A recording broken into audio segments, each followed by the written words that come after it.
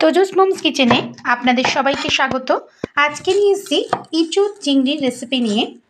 কিভাবে অনুষ্ঠান বাড়িতে ইঁচড় চিংড়ি তৈরি করা হয় সেটাই আপনাদের সাথে শেয়ার করে নেব। এর জন্য প্রথমেই দেখুন ইঁচড়টাকে ডুমু করে কেটে নিচ্ছি।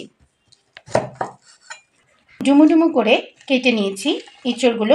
ঠিক এরকম সাইজেই কিন্তু ইঁচড়গুলো কেটে নেবেন। প্রথমেই একটা মশলা তৈরি করে নেব। এটা গুঁড়ো মশলা। সব শেষে কিন্তু এই মশলাটা রাখবে। এখানে রয়েছে গোটা ধনে, গোটা জিরে, আর দেখুন গোলমরিচ কয়েক দানা, 6-7 দানা গোলমরিচ। এটাকে শুকনো খোলায় এরকম সুন্দর করে রোস্ট করে নেব। একটা মিষ্টি গন্ধ আসলেই কিন্তু আমরা এটাকে মিক্সিং বোলে দিয়ে ভালো করে গুঁড়ো করে নেব। এর সাথে দিয়ে দিলাম 2টো শুকনো লঙ্কা। একসাথে কিন্তু ভালো করে দেখুন আমাদের রোস্ট হয়ে গেছে। এটা আমরা নামিয়ে নেব। মিক্সিং বোলে দিয়ে দিয়েছি। আমরা কিন্তু এটাকে গুঁড়ো করে নেব। দেখুন এবার একটা পাত্রে বেশ খানিকটা জল গরম করতে দিয়েছি। তার মধ্যে দিয়ে দিলাম লবণ আর হলুদ গুঁড়ো। ডুমু করে কাটা ইঁচড়গুলো কিন্তু এর মধ্যে দিয়ে দেব। এটা বেশ খানিকক্ষণ বেশ ভালোভাবে কিন্তু সিদ্ধ হয়ে যাওয়ার জন্য, এবং প্রায় 10-15 মিনিট ধরে কিন্তু আমরা এটাকে সিদ্ধ করে নেব। অবশ্যই খুব বেশি কিন্তু একদম সিদ্ধ না হয়, হাফ ডান করে নেব। অনেক সময় আমরা প্রেসারেও কিন্তু একটা সিডস দিয়ে আমরা সিদ্ধ করে নিতে পারি।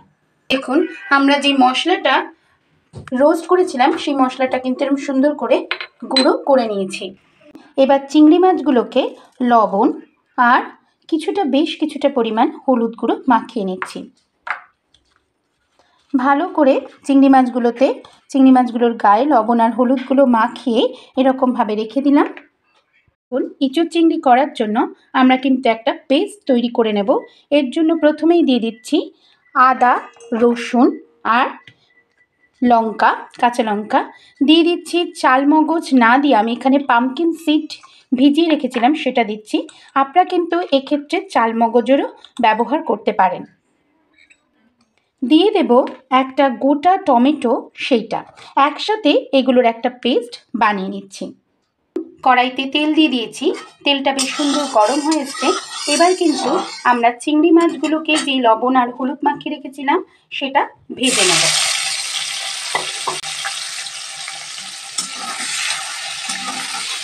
খুব কড়া কিন্তু চিংড়ি মাছ ভাজবো না, হালকা হাতে কিন্তু চিংড়ি মাছগুলো জাস্ট একটু লালচে করে নেব।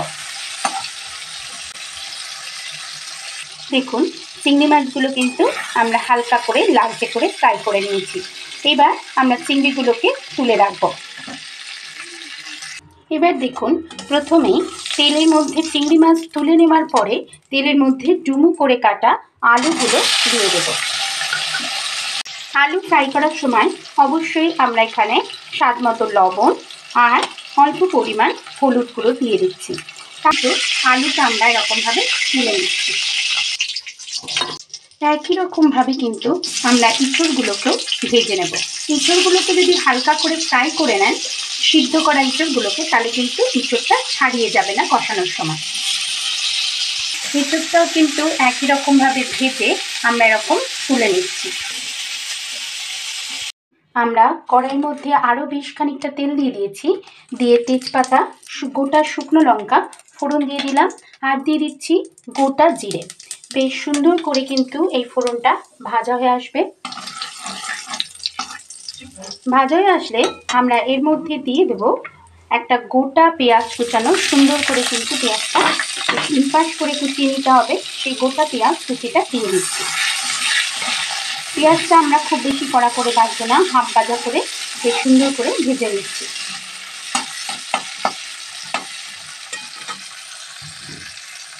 দেখুন পেঁয়াজটা কিন্তু আমাদের বেশ সুন্দর হালকা করে ভাজা হয়ে এসছে।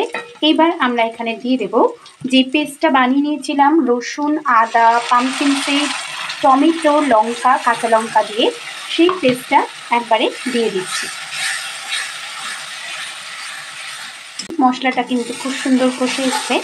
এবার একে একে দিয়ে দেব এর মধ্যে 1 টেবিল স্পুন জিরে, 1 টেবিল স্পুন ধনে গুঁড়ো, কাশ্মীরি লঙ্কার গুঁড়ো 1 টেবিল স্পুন, হলুদ গুঁড়ো স্বাদ অনুযায়ী, লবণও স্বাদ অনুযায়ী।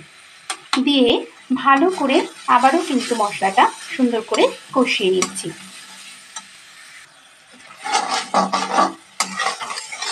এঁচোড় চিংড়িতে কিন্তু মশলাটা সুন্দর করে কষাতে হবে আমাদের।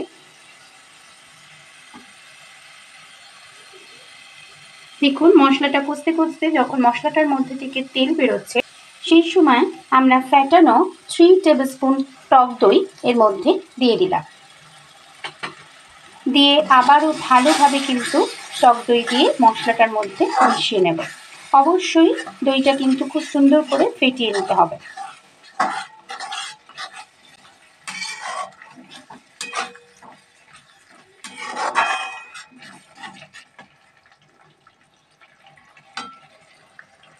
দেখুন মশলাটা দিয়ে যখন সুন্দর তেল বেরোচ্ছে, সেই সময় আমরা দিয়ে দেবো এখানে আলুটা। এবার এর মধ্যে কিন্তু মশলাটার সাথে আলুটা দিয়ে ভালোভাবে কষতে থাকবো। আলু দেওয়ার পরে দিয়ে দেব ভাজা ইঁচড়গুলো, সিদ্ধ করে তেলে ভাজা ইঁচড়গুলো দিয়ে দিলাম। এবার ভালোভাবে কিন্তু আলু আর ইঁচড় মশলার সাথে মিক্স করে নেব। এবার আমাদের চাপা ঢাকা দিয়ে এরকম নাড়াচাড়া করে চাপা ঢাকা দিয়ে খুব ভালোভাবে কিন্তু করতে হবে। এঁচড়টা যাতে খুব ভালোভাবে কষে যায় আর মশলা থেকে এরকম সুন্দর তেল ভাড়া হয়, সেই জন্য কিন্তু আমরা খানিকক্ষণ চাপা ঢাকা দিয়ে দিলাম এবং গ্যাসের ফ্লেমটা লো করে দিলাম। দেখুন খুব সুন্দর করে কিন্তু আমাদের কষে গেছে। এইবার আমরা কিন্তু এর মধ্যে জল দিয়ে দেব। এঁচড়টা আর একটু ভালোভাবে সিদ্ধ হওয়ার জন্য এবং গ্রেভিটা দারুণ হওয়ার জন্য কিন্তু আমরা বেশ পরিমাণ মতন জল দিয়ে দিলাম। যেহেতু এঁচড়টা সিদ্ধই আছে, তাই কিন্তু খুব বেশি কিন্তু আমাদের আর সিদ্ধ হওয়ার দরকার নেই। জাস্ট ফুটে উঠলে কিন্তু আমাদের মোটামুটি হয়েই যাবে। এঁচড় চিংড়ি ভাজা চিংড়ি মাছগুলো দিয়ে সবশেষে দিয়ে দেবো। তার কারণ হচ্ছে নাহলে কিন্তু চিংড়ি মাছগুলো একদম নরম হয়ে যাবে, কিন্তু চিংড়ি মাছ খুবই নরম, তাই দিয়ে দেব 1 টেবিল স্পুন গরম মশলার গুঁড়ো, কাঁচা লঙ্কা দিয়ে দিলাম স্বাদ অনুযায়ী। আর যে মশলাটা বানিয়ে নিয়েছিলাম প্রথমেই একদম শুরুতেই, যে রোস্টেড মশলাটা, সেই মশলাটা কিন্তু আমরা এখানে দিয়ে দেব 2 টেবিল স্পুন। এই ভাজা মশলাটা দিলে অপূর্ব সুন্দর গন্ধ এবং স্বাদ লাগবে। এটাই কিন্তু স্পেশালিটি। অনুষ্ঠান বাড়ির স্পেশাল কিন্তু আমাদের এঁচড় চিংড়ি একদম তৈরি হয়ে গেছে। কেমন লাগলো রেসিপিটা অবশ্যই একবার করে দেখবেন। হ্যালো, এঁচড় চিংড়ি খুব সুন্দর খেতে লাগবে কিন্তু এই একদম সিজনেবল এঁচড় চিংড়ি। অনুষ্ঠান বাড়ির স্বাদে এইরকম এঁচড় চিংড়ি কিন্তু আপনারা বাড়িতেই তৈরি করে নিতে পারেন। ঘরে থাকা উপকরণ দিয়েই কিন্তু একদম অনুষ্ঠান বাড়ির স্বাদে এঁচড় চিংড়ি আপনারা তৈরি করে নিতে পারেন। কেমন লাগলো রেসিপিটা অবশ্যই একবার কমেন্টের মাধ্যমে জানাবেন। ভালো লাগলে লাইক বা শেয়ার করার অনুরোধ রাখলাম এবং পাশে থাকা বেল আইকনটি অবশ্যই প্রেস করে দিলে আমার সমস্ত রেসিপির নোটিফিকেশান আপনাদের কাছে সর্বপ্রথম যাবে। আজকে এই পর্যন্তই।